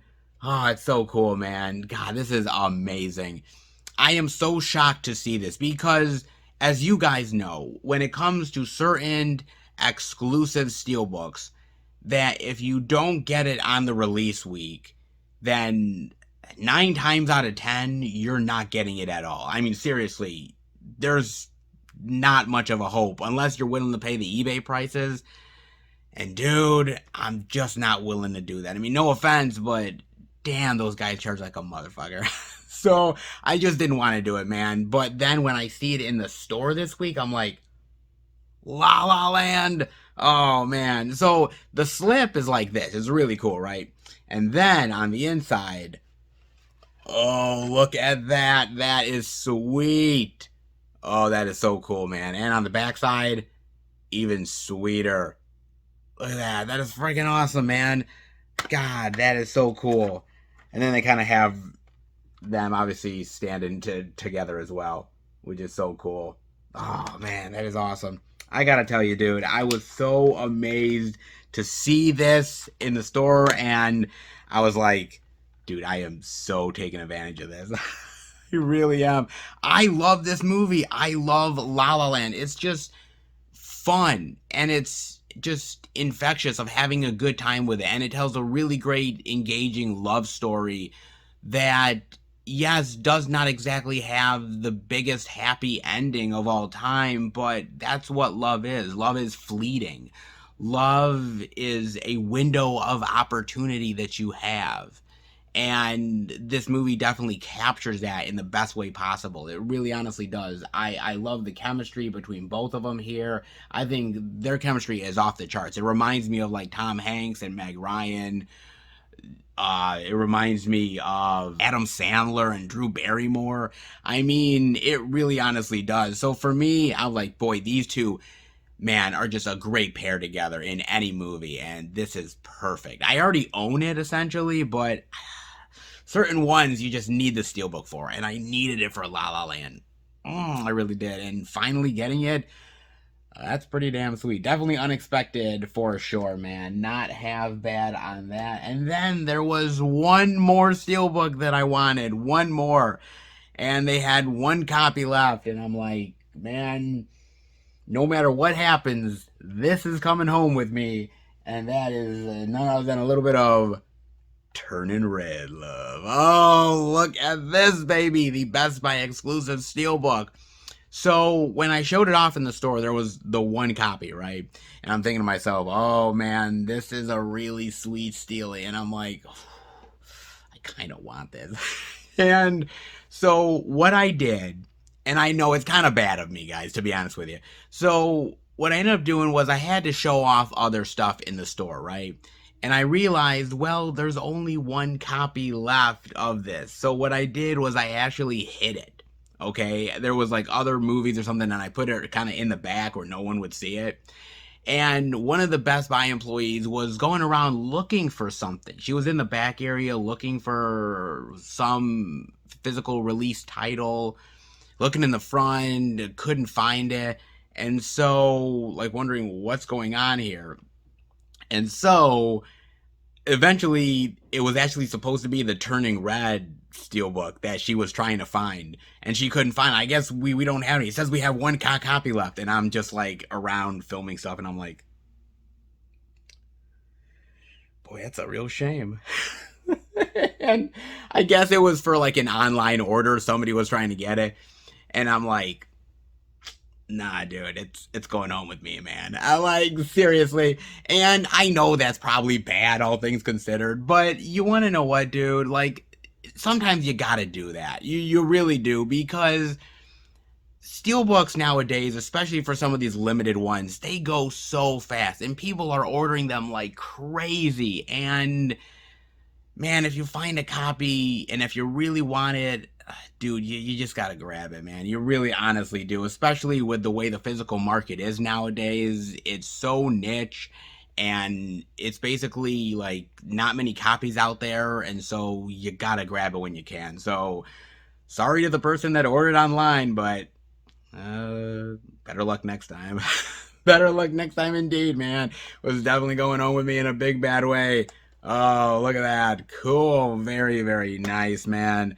That is awesome. And on the inside artwork as well, looks pretty cool too, man. I actually kind of dig it. Her with the friends. Nice. Look at that. That's cool. Dude, I love this movie. I think it's really good, man. And I think it's one of those movies that over time is going to be found more by people. It's unfortunate because this movie, I think, could have been really well received in the movie theaters. I think it really could have been. And unfortunately, because of algorithms and money, Disney has to put stuff in their streaming services. They just have to. And so they decided that they were going to give this one more of the streaming love than theatrical. And unfortunately, I don't think as many people has found it yet. I think there's going to be a lot more people that will eventually now that the physical release is out there. But it's a great story about friends and acceptance and family history and accepting yourself for who you are, and not compromising and growing up and changing as a person. There's so much really great stuff in this movie, and I thought it was fun. I thought it was entertaining. The animation is gorgeous and stunning. It's everything that I wanted it to be and more. I do feel like this movie will, in due time, become a Disney classic. That is for damn sure. In the meantime, well, might as well have a little Steelbook love while I'm at it. Ah, indeed, baby. Why the hell not? Pretty damn good. Not gonna lie, man. So, I definitely did my due diligence on a little bit of Steely love. Oh, indeed I did, man. 3 of them this week. I just honestly, I couldn't help myself. I really couldn't. But that is not all, man, because now we are in May. And that means new things that I am getting in the mail. Things that I ordered a long while ago. And this, oh man, this is highly anticipated. Oh, yeah, look at this. Ooh, wow. What is this, man? This is a little bit of Shout Factory, or should I say Scream Factory goodness. Oh man, I ordered this a while back, guys, and this is a little bit of a Wes Craven, not exactly a classic, but one of his more maligned gems, which is one that I definitely wanted. And when they announced it, I was like, holy shit. I had to grab it, man. Oh, dude, very interested to revisit this. I haven't revisited this film in forever, man, so, will it hold up, or will I regret it? I guess you'll just have to wait until my May pickups, which will come down the line at some point, guys. My God, there is going to be some amazing stuff that I am getting in May. No lie about it. It's going to be some really great things, dude. A lot of boutique label love, new release goodness, and perhaps a little bit of a weird surprise or two. Yeah, that's how I roll, guys. Indeed, I do. But boy, with a little bit of Scream Factory goodness and a little bit of Steelbook love, man, I do pretty damn good this week. And before I let you guys go, I gotta talk about this. Now, usually I don't always talk about sort of the behind-the-scenes drama of some of these movies, especially when they're not out yet. But this thing, dude, it's just too good not to talk about, man. From The Hollywood Reporter, behind Justin Lin's Fast 10 Breaking Point. Oh, man, this should be good. Oh, brother. Families come in all shapes and sizes. They can be loving and nurturing. They can be boisterous and brash. They can be fractious and frustrating. The Fast and Furious franchise, which runs on the theme of family, became the latter when only days into shooting the latest installment of Fast 10, director Justin Lin did the unthinkable. He quit. Directors have been replaced mid-production before, Bohemian Rhapsody and Solo: A Star Wars Story being recent examples. Those, however, were incidents where filmmakers were fired. In the case of Fast 10, it was the director who had enough. Enough of the constantly changing script, enough of the process of making a fast movie, and enough of the managing from the movie's driving star and fellow producer Vin Diesel, multiple sources tell The Hollywood Reporter. Lin was handling writing duties on the movie and believed he had a locked script going into it. Universal and Diesel had other thoughts. A key location that had been secured was cut due to its Eastern Europe location amid the war in Ukraine, and the movie still hadn't cast one of its villains yet. On top of that, even as Lin tried to draw lines in the sand, the studio said it would be sending a writer to London to polish dialogue for some of the actors, a move that was expected but apparently not welcome by Lin. The constantly moving target proved too much for the seasoned Lin, who on April 23rd had a major disagreement with Diesel. The four-person meeting had begun with Diesel having new notes. It ended with a slammed door. Justin finally had enough and said, "This movie is not worth my mental health," said one source. Both Lin and Diesel declined to comment. Of course they did. A Universal spokesperson told THR any creative differences leading to Justin Lin's exit were with the studio, not with fellow producers, cast, or crew. Are they sure about that one? In the heat of the moment, Lin said he was through with the movie. The studio took him seriously, and by April 25th, a settlement was reached for Lin to exit the production. He would remain involved as a producer.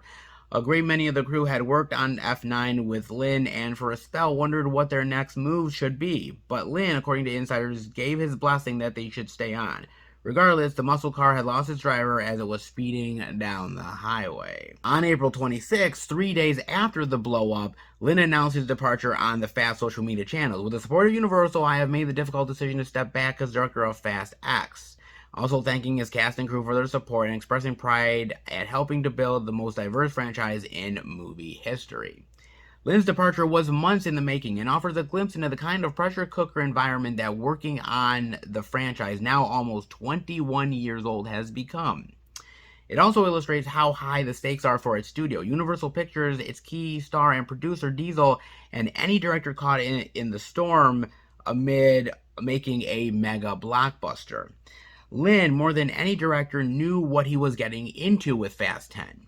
He had directed 5 Fast movies, starting with the third installment. He guided the series from simple and modestly budgeted car-oriented action movies to a globe-trotting, spanning, stunt-cranking worldwide box office juggernaut, especially with 2011's Fast 5, which brought in Dwayne Johnson and set a new course: big names, bigger set pieces.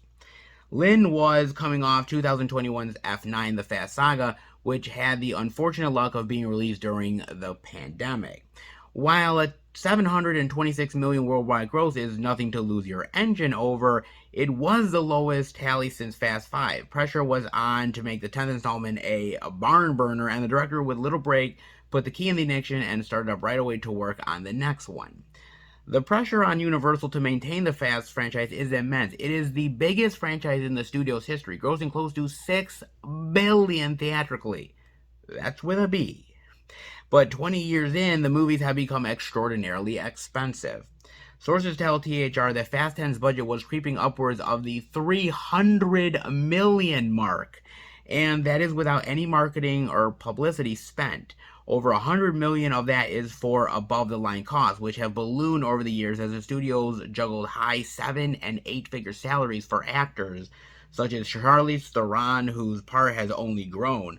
Latest newcomers like Jason Momoa and Brie Larson, and veterans Michelle Rodriguez, Ludacris, and Tyrese Gibson. All those figures pale in comparison to the fees coming from Vin Diesel, which I can only imagine how much that guy's making as well, man. Oh my god. Diesel had become his own personality to be reckoned with at this point in the Fast franchise.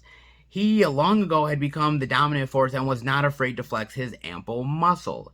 His clash with Dwayne Johnson led to the former superstar wrestler to leave the franchise, even rebuffing public outreach, and the writing process for the movies was unorthodox, to say the least. Insiders say writers would pen action sequences and Diesel would say yes or no to them, leaving to the director the job of actually making them fit or not. If Diesel changed his mind, the whole process is a mosaic that never stops moving, says one insider who has seen the making of several Fast movies up close. Fast films have also seen their share of unfortunate, if not tragic, setbacks. In 2013, Paul Walker, who starred in the movies with Diesel, died in a car accident while on a break from production. The movie Fast 7 suspended production for months while the studio producers and director James Wan overhauled the entire shoot as they figured out ways to both honor Walker and move forward without him. While clearly not as dire, Lin's exit certainly was a most unwelcome development. Fast 10 pivoted to shooting second unit photography as the studio and Diesel scrambled to find a replacement director.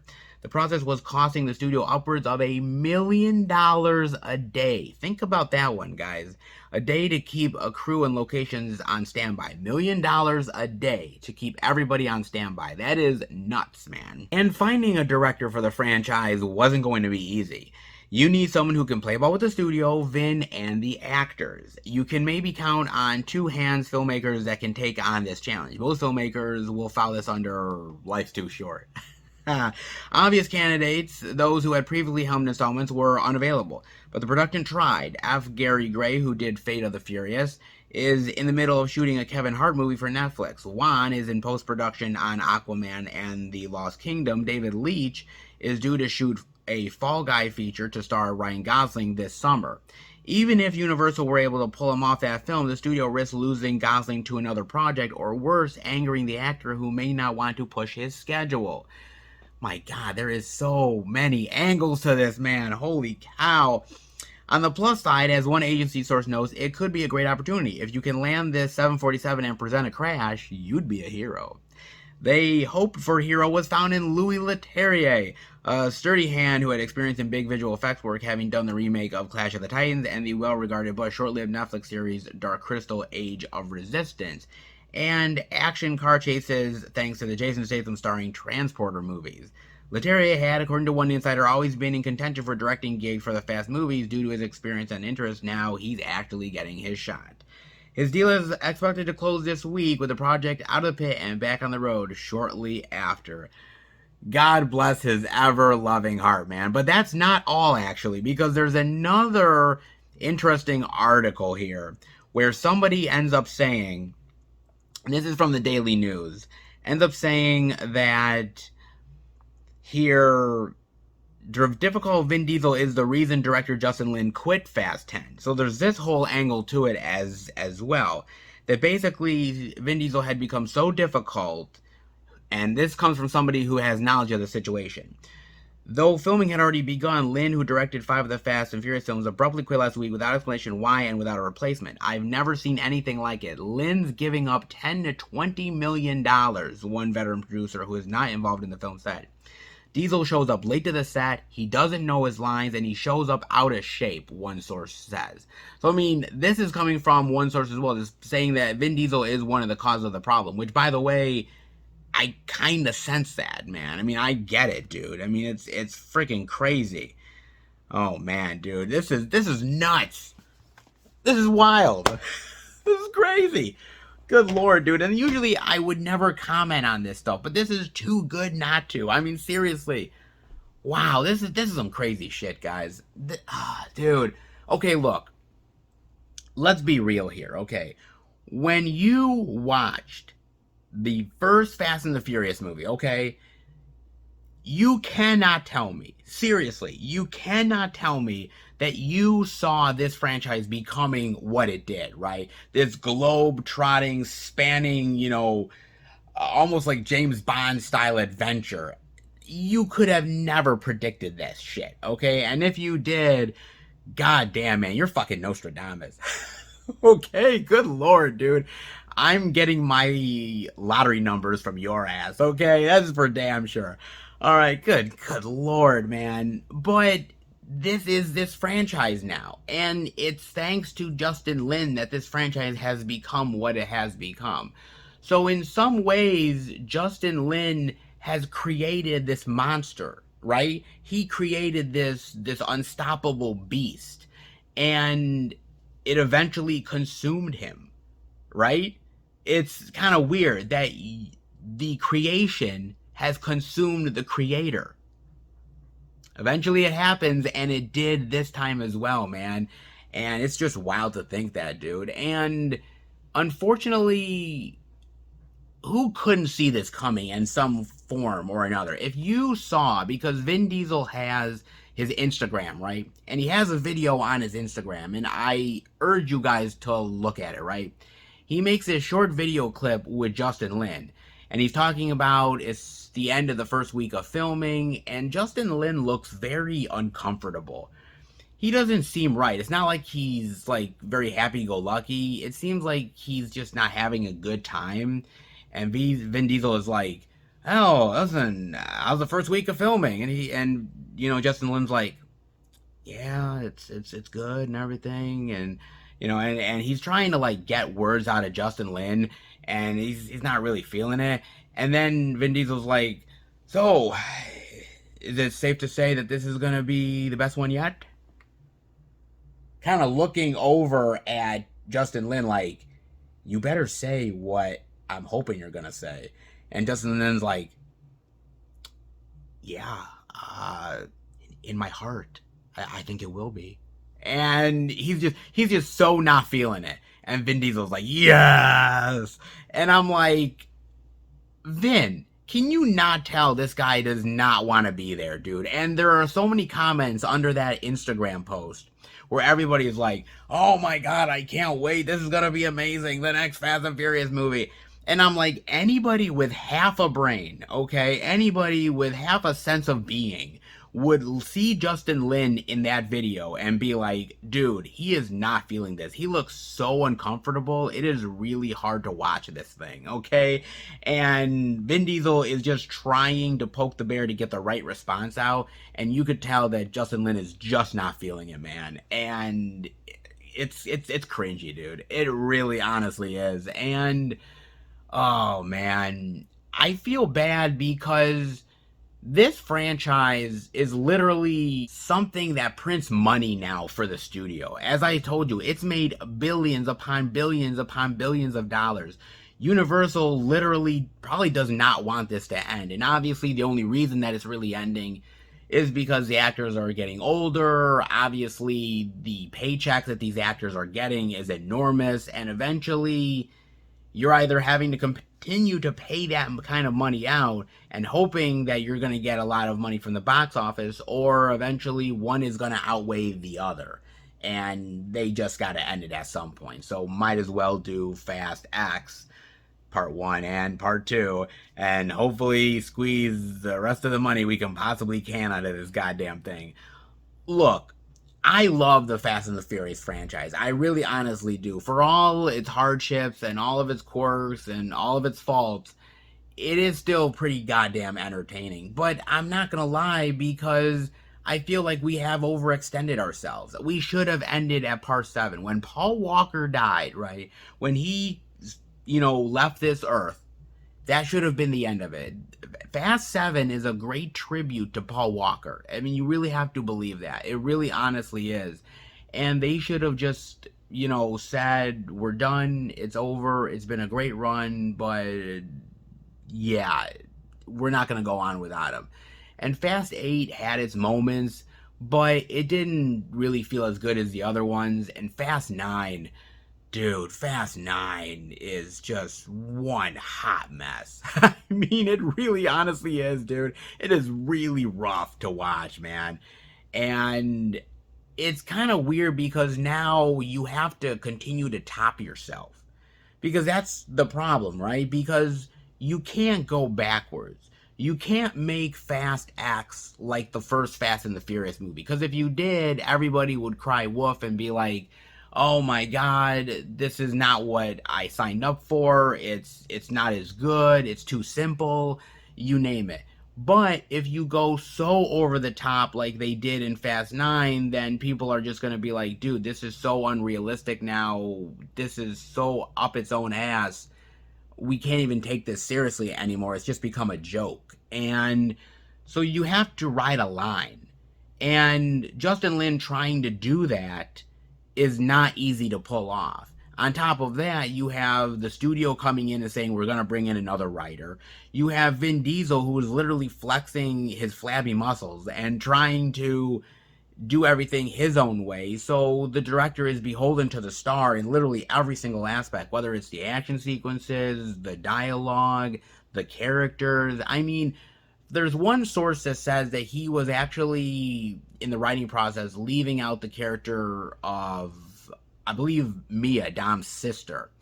And Vin Diesel insisted that she come back into it. Now, I understand why. It's obviously the last one, so you want to have her in there. But if there was a reason why she was out, if it was a logical reason in the script, then maybe it would have made sense to do that. But we'll never know at this point, because basically Justin Lin got screwed over at every turn. Every decision got guessed and second guessed and triple guessed over and over and over again. And he was never able to make the movie the way he wanted to make it. He never was able to have the ownership of the movie how he wanted to. Because honestly, as a director, yes, you get studio notes, and obviously you have to wrestle with the certain actors and whatnot.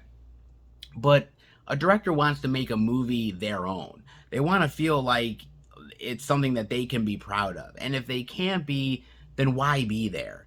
And man, with this, the idea that he wanted out, it's not that the movie is finished and he wanted his name off it. No, he was in like 1 week of production and he was like, dude, I can't do this anymore. Like, I tried and it's just not working out. And so this is the problem with long-running franchises. This is really the biggest problem with them, especially one like this. And we haven't seen something like this in such a long time, maybe ever, if you really think about it, because Vin Diesel, this is the only thing that Vin Diesel has now. I mean, think about it. This is the only thing he's got. I mean, he does maybe a little bit of an indie movie now and again if he so chooses, but the only thing Vin Diesel's making now is Fast and Furious movies. I'd like him to make another Riddick movie. I love Riddick. I love that series. And I've been hearing for years now, oh, we're going to make another Riddick movie. We're going to do it. I swear it's happening. And we're writing the script and yada, yada, yada. And every single time that I think it's going to happen, well, we have to push it back because we have to make another Fast movie. And I'm like, are you fucking kidding me, man? Like, we're pushing this back yet again. I mean, at this point, what's the fucking point of continuing the goddamn thing? I mean, good lord. Vin Diesel ain't getting any younger, okay? I mean, come on, Lord. And I kind of see it where that one source says that, look, he doesn't know his lines. He's coming in here, he's not working out, he's looking flabby. And so he just comes in and he just does what he wants because he's Vin motherfucking Diesel.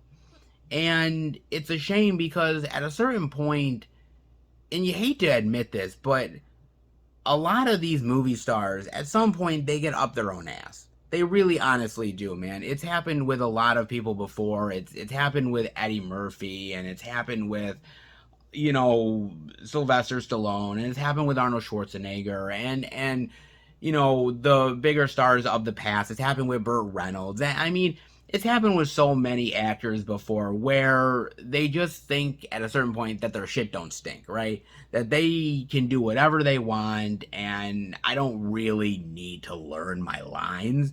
I don't really need to come in here physically fit. I mean, you'll make me look good in the movie, right? I mean, that's the whole reason why you're here. Sure, of course it is. And, look, I truly believe that you have to be humble at the end of the day. Vin Diesel lucked into a franchise, right? He lucked into this. It's not like, he was, meant to star in the Fast and the Furious franchise and it was destiny. It's like, no, you lucked into this. You lucked into a great franchise that just so happened to have been transformed by a really great director who took it into a great direction that sustained it for a long period of time. Because think about this. The first movie is good.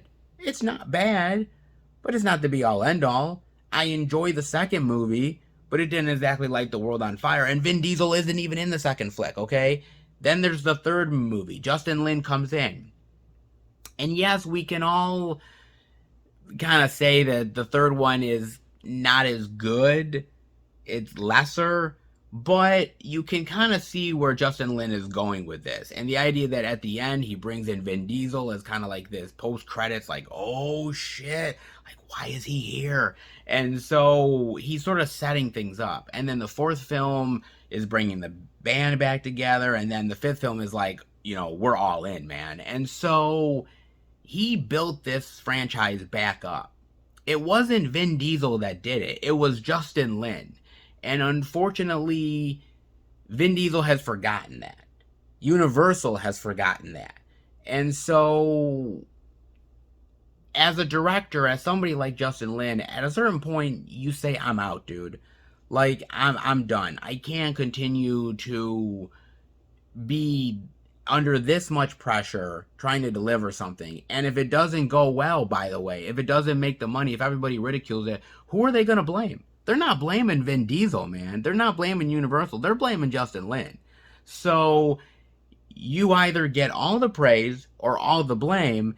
And even the praise part, like, he'll get some of the praise, I suppose.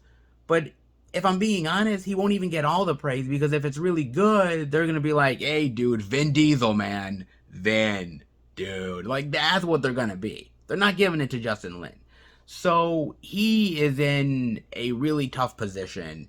And he just couldn't handle it anymore. And I can't blame him, dude. I honestly can't. This is just one hell of a clusterfuck in the most major way possible. And I truly believe that a franchise has the responsibility to end at the right time, right? And under the right conditions. If you look at something like Back to the Future, Robert Zemeckis and Bob Gale ended up saying, look, we're not making any more of these. After number 3, we're out. We think that it wraps up well as a trilogy. Why ruin it with a number 4? And obviously they've come to them as a studio would and says, hey, let's make another one. And they're like, look, we're just not going to do it, dude. We're not going to do it. You look at other franchises that have ended successfully and has ended on a high note where you felt like it was the perfect time to end it. And unfortunately, most franchises don't end like that. Most franchises end with it literally hitting rock bottom before they truly say we're done and when we quit.